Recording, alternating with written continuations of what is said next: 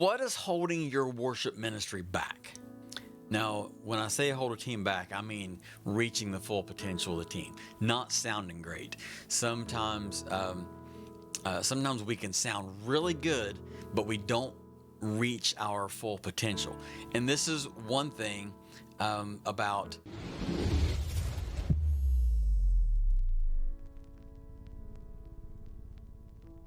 Hey guys, welcome back to Church Talk.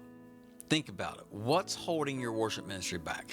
Now, here are some ideas that could be. Number one is pride. Pride will cause division. Pride will cause us to look at one another and say, "Well, you're not as good as I am," or "I'm not as good as you are," or whatever. We will start to compare, and we'll look at each other and like, "Well, he's not very good. They're holding us back." No, sometimes it's that attitude that person doesn't really want to be all in because of the attitude that some people bring. And so when the attitude gets corrected, then all of a sudden those who really wasn't all in, now they're beginning to become all in because they feel like they can walk together with someone. They feel like they're not being criticized and judged all the time for what they're able to bring to the table, or maybe the lack thereof. Maybe they want to learn, but they can't learn from a prideful person. They got to learn from somebody that will teach them. So pride will be one thing that can definitely hold your music ministry or your worship ministry back. Another thing that can hold you back is performance. We're getting into a performance-driven culture to where everything is about how we sound, what we're putting out, and it's not about, the heart behind the sound. The Lord can take somebody with a good heart, with average talent, and do great things. But taking somebody with great talent, but a prideful spirit, or just a performance-driven spirit, and he can't really do a whole lot with them because the heart posture. So our heart posture is something that will definitely hold your team back. Another thing that can hold a team back. Now, when I say hold a team back, I mean reaching the full potential of the team, not sounding great. Sometimes we can sound really good, but we don't reach our full potential. And this is one thing about backing tracks that I will say. Sometimes backing tracks will hold you back. Sometimes they help you advance, but sometimes they hold you back. And this is why I say that. For two main reasons. One main reason I think is that your backing tracks could be holding you back is because it doesn't allow you to be who you are, to play the part you want to play. Now, if you get good with them and you can edit them and all those things, then I guess it's possible that you can edit your own parts and change parts in there. But most churches that I know that's using backing tracks are not at the place to where they don't have a staff, they don't have a full-time band, they don't have people that can edit those things and make it their own.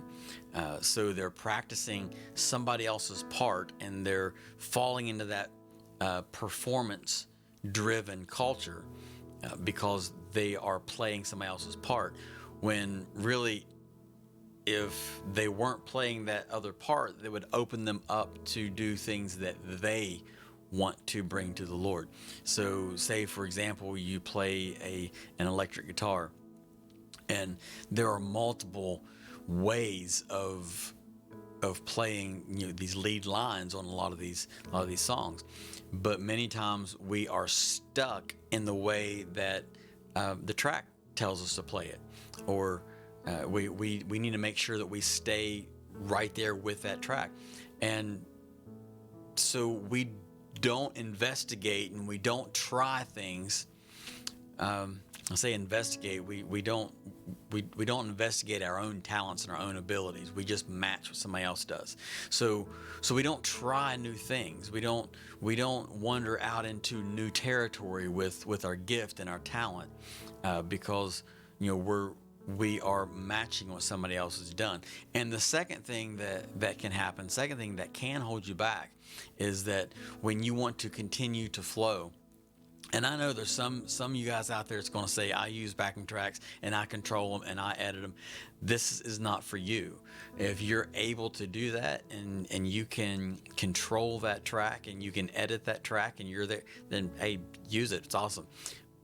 But most people that I know that are using tracks, they set it in the beginning and they flow with that. They play with that track until they either have to cut it off if they want to flow, or if they want to, continue on in that song, they either stop it and start it over again and do the song again, rather than, let's do verse number 2 again, or let's jump back into the bridge, and instead of doing the bridge twice, I want to go back to the chorus and then go back to the bridge 2 or 3 times and just stay on the bridge until I feel like the people have really got it. And then we'll go to the chorus. You can't really be led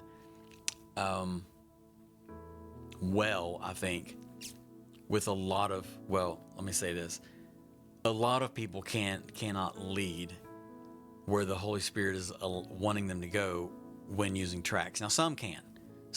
I know there are people who are able to, but I think in some instances, leaning on those tracks can hold you back as a worship team.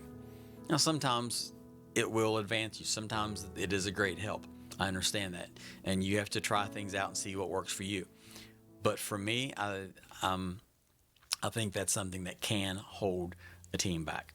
All right, guys, make sure you head over to robandjen.com. That's where we have our Church Talk page. We have all of our t-shirts and our music and things of that nature that are for sale on the site. If you like anything, pick it up. It helps us out, helps the channel out. And make sure that you hit the like button and the subscribe if you're not subscribed. And click the bell so you'll be notified when I upload new videos. And we'll see you guys next time on Church Talk. God bless.